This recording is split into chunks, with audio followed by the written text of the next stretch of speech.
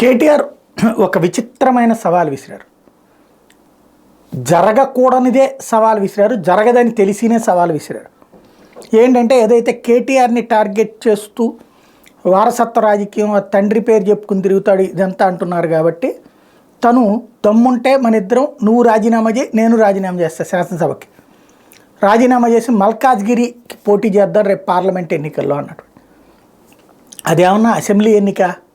Assembly ఎన్నికైతే మన ఇద్దరం రాజీనామా చేద్దాం, దీంట్లో పోటీ పెడదాం, తద్వారా గెలిచినోడు ముఖ్యమంత్రి అవుతాడు, లేకపోతే పక్కకి వెళ్తావు, నువ్వైతే ముఖ్యమంత్రిగా పోతావు, నేనైతే కనుక గెలిస్తే కనుక నీ ఓటమి తెలుసుద్ది, లేకపోతే నేను ఓడిపోతే కనుక రాజకీయంగా సన్యాసం చేస్తానంటే ఒక అర్థం ఉంటుంది.